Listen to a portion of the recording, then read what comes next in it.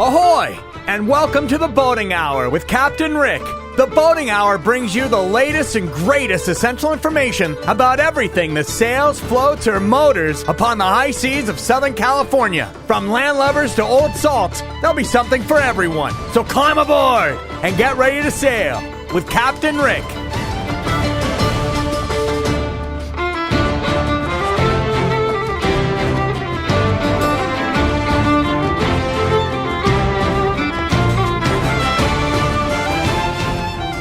Ahoy out there, and welcome to the Boating Hour. I'm Captain Rick, and I want to thank you for joining us here on AM 870. We're here every Saturday at 4 p.m. Please be sure to visit us on the web at theboatinghour.com, and now on Instagram, Facebook, YouTube, and Rumble, The Boating Hour with Captain Rick.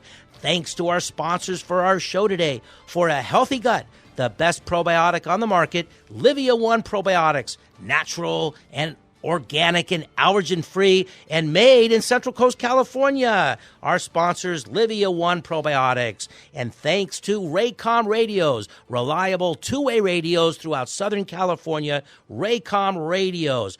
Well, I promised you all month we were going to talk about the Torrance Armed Forces Parade, the oldest and longest-running, most prestigious Armed Forces Parade in the country. And that is next week. And, of course, the following week, Memorial Day weekend, at the Battleship Iowa in San Pedro is Fleet Week, all during Boating Safety Week. Today, I have a special guest for you. I have some wonderful guests. I want to welcome Colonel Walsh and Captain Caitlin. Thanks for joining Captain Rick on the Boating Hour. Thanks for having us. It is so exciting. You have no idea how excited I am to have you on the show. This year, Space Force is the featured branch. Last year, it was the Coast Guard, and the Coast Guard Auxiliary was there in force. It was absolutely wonderful, and I want to congratulate Space Force because this is your first Torrance Armed Forces Parade, right? This is our second Torrance Armed Forces Day Parade. We were lucky enough to participate last year when the Coast Guard was the highlighted service. Oh, excellent. Okay, so this is your first time being the featured branch. Well, I want to remind you that at Fleet Week, and then we'll talk about Armed Forces Parade, Fleet Week is an exciting event to Memorial Day weekend. The Coast Guard won the cook-off. So this year, you guys are going to be at the Battleship Iowa Memorial Day weekend, and you're going to be up there with the kitchen, and we're going to be competing to beat everybody again. I don't know. My senior enlisted leader is a pretty great chef. All right. Well, that's going to be really exciting. All right. Torrance Armed Forces. First, before we get into the Torrance Armed Forces Parade and what we can expect, let's talk about the Space Force. Can you give us a little history? What is the Space Force? Tell us how it evolved and the relationship with the Air Force, because you're the command. Am I correct? You're the commander of the base in El Segundo, which is both Space Force and Air Force. I'm a little confused. Tell me a little bit about Space Force and what goes on. Okay, well, the Space Force is about 4 years old. It's the newest branch of service, but I like to tell people instead of thinking of it as a new branch of service, they should think of it as a consolidation of all the space assets that existed previously under the other services. And now they're consolidated into one service that can provide one vision and one future for the way ahead for the space domain. You can kind of think of the Space Force under the Air Force the same way the Marines are under the Navy. So the Air Force provides all the support for the installation, and then the Space Force does the mission piece of it. Oh, I see. Well, I got to ask you this question as we get started. Josh, my producer, I might get kicked out of the studio for this. Where did you get your logo? Did that come from the Starship Enterprise? Where did that logo evolve? Is there a history behind that wonderful logo? Because all my friends ask me if Space Force, when it was created, copied that from Captain Kirk and the Starship Enterprise. No, I think that logo is actually pretty old, and I think it was borrowed. Star Trek actually borrowed the logo first. Oh, wow. Okay. That's incredible. Well, I had to throw that in. All right. So give me an idea what goes on when you recruit somebody. Now, you're a little bit different because you're so technical. Are you like the other armed forces? Are you recruiting from high schools and colleges? Or are you looking for more tech people that have already gotten with their bachelor's and master's in tech-related fields? How's your recruitment, and what do you recruit them for? What are some of the jobs? The Space Force is actually recruits a lot from tech careers, like you said. They recruit both from high schools as well as from colleges. The Space Force is unique as a service because of the 9,000 or so people that we have. We're actually split pretty evenly between officer and enlisted. We're about 50-50, which is very, very unusual for the service. So in fiscal year 2024, we plan to recruit about 700 new enlisted Guardians, which will be really great for the service moving forward. What's a Guardian? A Guardian is what we call Space Force people. So just like Air Force people are airmen and Army people are soldiers and Marines are Marines and Navy are sailors, that's what Space Force people are, Guardians. Oh, they're Guardians. Okay, and the Coast Guard, we're Coasties. We're Coasties. And, of course, there's the Auxiliarists. I do have my co-host, the Coast Guard teddy bear that protects children when they sleep at night, that's with me today. So my teddy bear's waving at you. So Guardians, that's what you call them. So what kind of jobs are in there? And when you recruit from the high school or colleges as opposed to the people that have already are in the commercial field in tech. And I might mention this. I have heard that you're the only branch that is not below its recruitment quotas, that you guys are full and that you're not having that problem that a lot of the other forces are. Is that right? That is true. So we have about 4 different major career fields. That's space operations, space acquisitions, so acquiring new space systems, space intelligence, and then cyber warfare.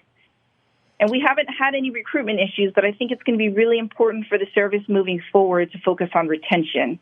You know, starting up a new service is very difficult, so we want to make sure that we keep the promises to the people who come into service and who are excited and interested in becoming part of a new service and part of the Space Force.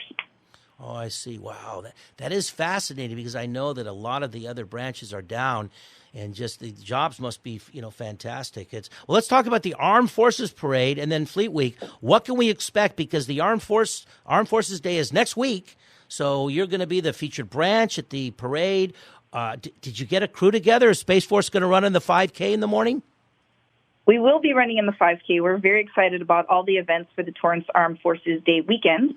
And Lieutenant General Phil Garant, will be he's the Space Systems Command commander here, which is the field comm at Los Angeles Air Force Base, and he'll be the Grand Marshal. Oh, excellent. Okay. I thought you were the Grand Marshal. No, I'm not the Grand Marshal. Okay, so are you gonna be running in the 5K? I'm not sure yet. Maybe. Okay.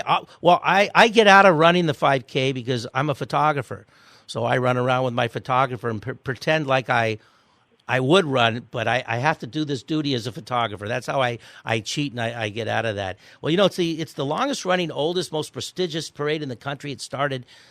I forgot. What is it, 62nd? This has been going on for a long time. I was in that parade as a young little Cub Scout when I was, 8, 9, and 10.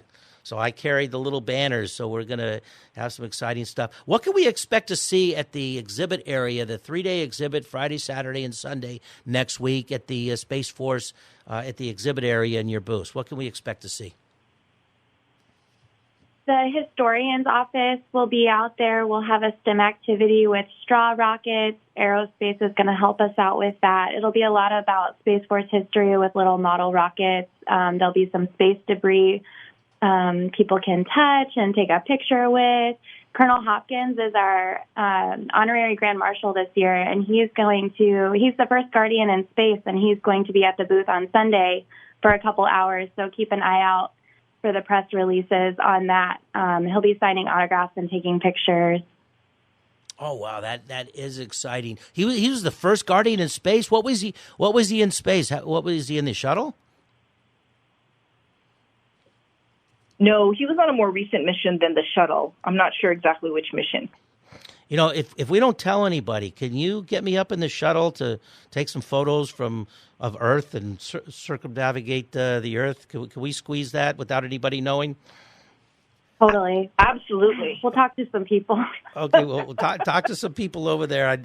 That would be one of my goals. I don't think I've got the dedication to be an astronaut. So what's it like being an astronaut? So are the astronauts were NASA, right? But they came out of the Air Force and now they're Space Force. Explain that to me. I think I've got that all cockeyed and backwards.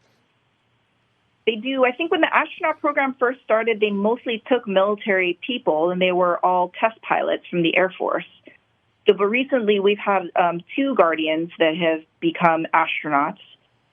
So Colonel Hopkins is one of them. Oh, I see. Fascinating. I want to tell you a great little story. I joined the Coast Guard Auxiliary in Marina del Rey many years ago, and we had a guy, his name was Richard Rom. Richard Rom taught boater safety in Marina del Rey and sometimes in Redondo Beach. And when he would start out his presentation, this is long before computers, maybe it was like 18 years ago, and he was, I forgot, in his 80s or 90s back then, and he's passed since. Richard Rom was in the Army Air Corps, and he re-enlisted on December 10th. So he had a slideshow presentation of him, a strapping young fellow in a single prop plane. I guess he was in the was over there protecting China long before World War II. And then, of course, out of the Army Air Corps came the Air Force. I might have that. Is that right? Is that the Army Air Corps became the Air Force? Is that what's? Tell me about the origins of the Air Force. Yes, absolutely. General Billy Mitchell was instrumental in starting up the Air Force because he believed that air power needed their own service. So I knew an actual ace in China that went on to re-enlist on December 10th, and he told the story, and then he became an ace and stayed in. And it was absolutely fascinating to take boater safety and then to be brought into the volunteer civilian group, the Coast Guard Auxiliary that assists the coasties.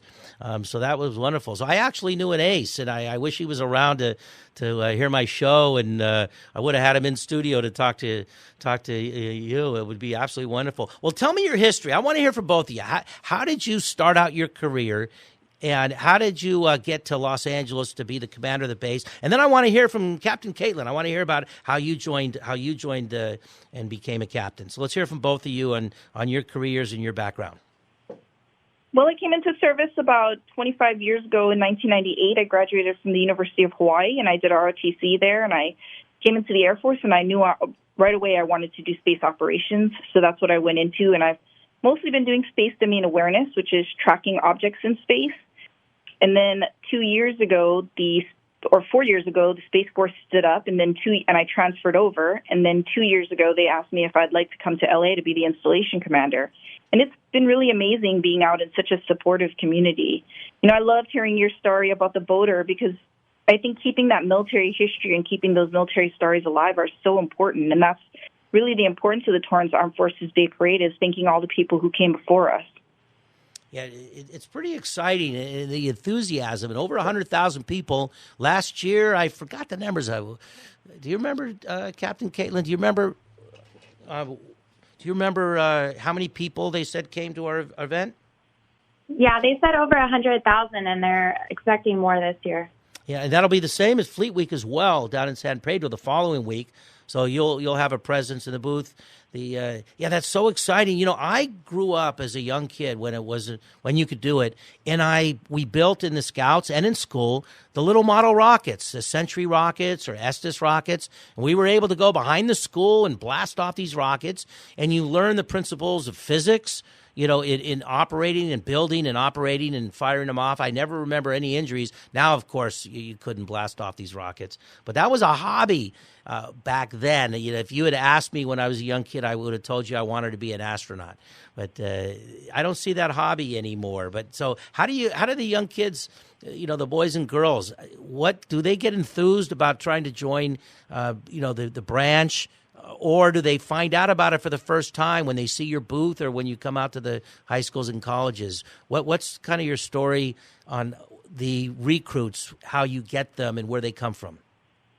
Los Angeles Air Force Base actually has the largest STEM outreach program in the Space Force. They have an office dedicated just to STEM outreach, and they go out to different schools. And like you said, they show them how to launch a rocket and get them interested in space. And I think that it's a really important step to start early, because what we're being told is that children need to be interested in science at an early age in elementary school to understand how amazing science is and how much it runs our world. And that's why programs like our STEM outreach program or the Starbase programs at Los Alamitos and at Edwards are so important.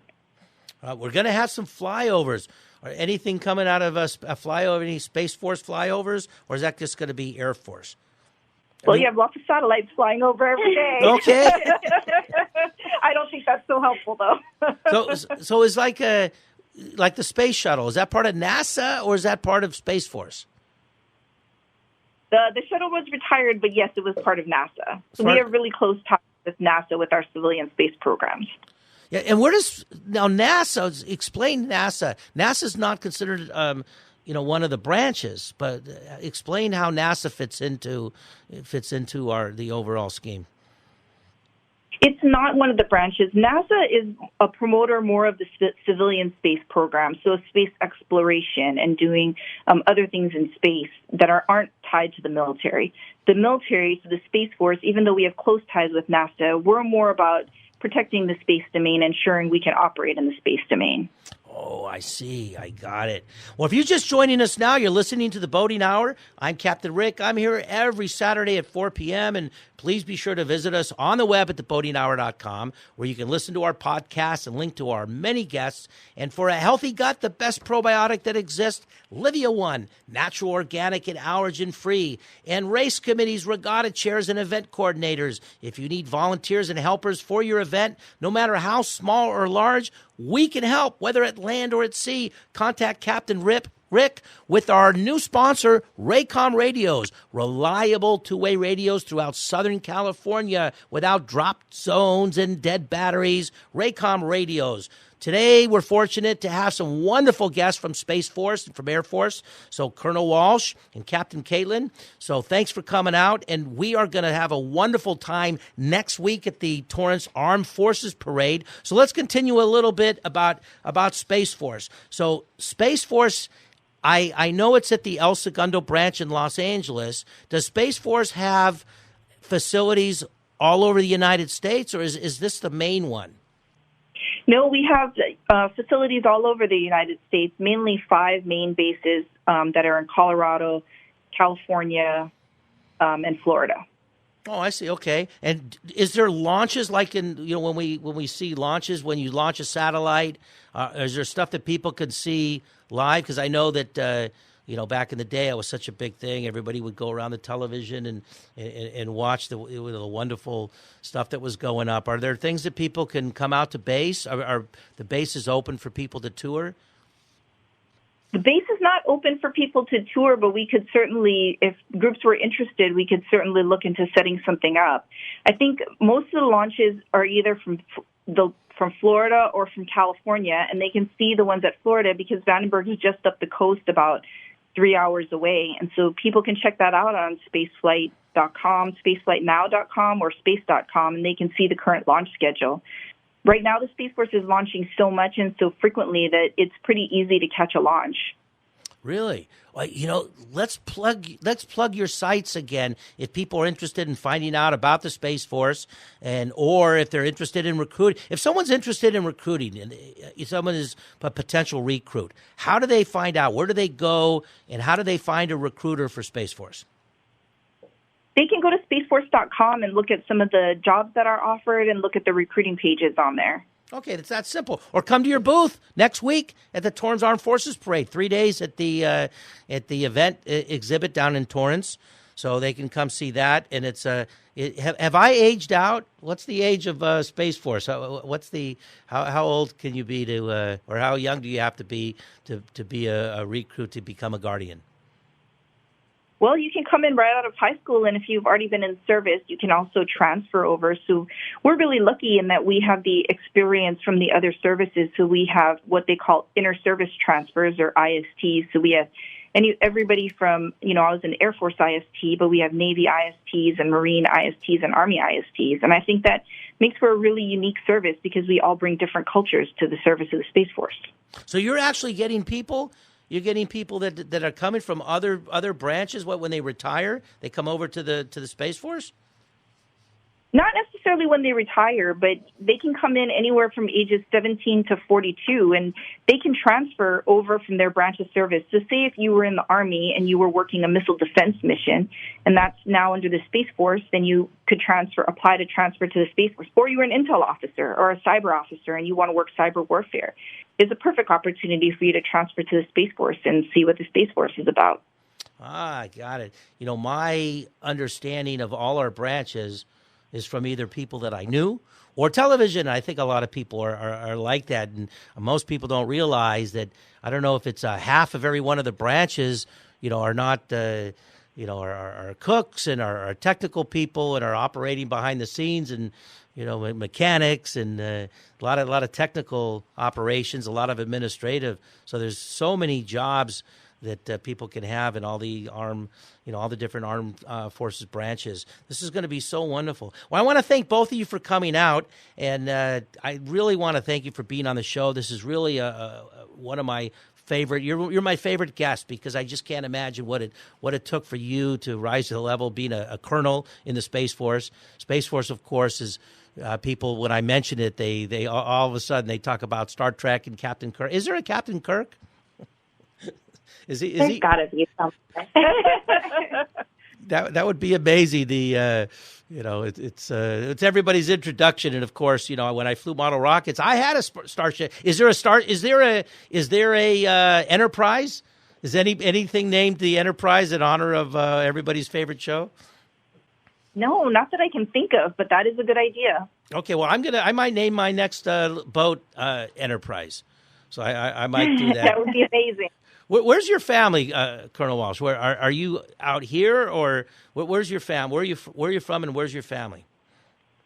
I'm originally from Hawaii. I grew up in Hawaii, and most of my family is there. And then my husband and my 2 children live in D.C. right now. So I came from the Pentagon. They stayed out in Arlington, Virginia, when I moved out here for 2 years.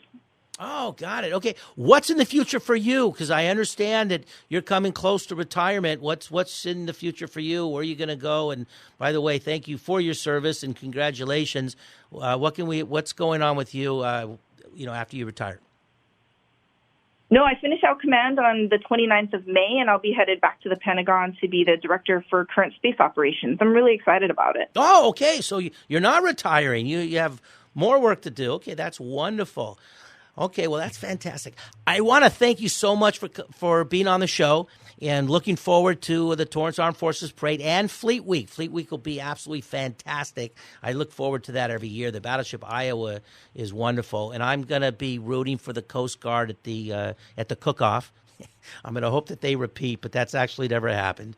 So, yeah, something? I'm going to root for you guys. I'm rooting for Space Force. Yeah.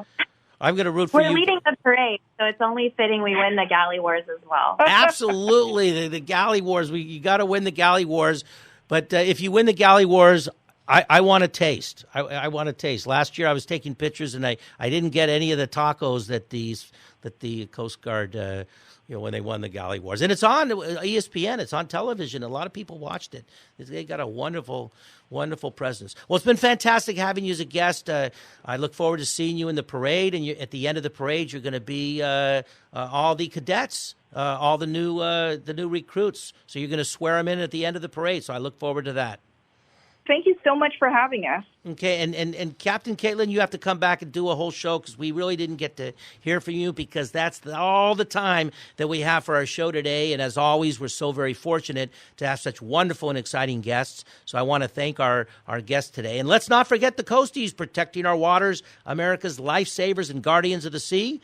Remember, if you do it right and follow the guidelines and all the safety precautions, there's no place like being out in the water in the fresh air and sunshine in beautiful, sunny Southern California. Here at the Boating Hour with Captain Rick, we cover everything that sails, motors, and floats from San Diego to Santa Barbara. Thanks for being with us today. Please be sure to join us next week and every Saturday at 4 p.m. on AM 870. Thanks to our sponsors for our show today. For a healthy gut, Livia One Probiotics and Raycom Radios. Reliable two-way radios throughout Southern California without drop zones, dead batteries, and all the limitations of all the other communication systems. So as I promised, all month long, we've been featuring the Torrance Armed Forces Parade. Next week, Next week is the Armed Forces Parade and the 5K in the morning, and the following Memorial Day weekend is at the Battleship Iowa in San Pedro. It's Fleet Week.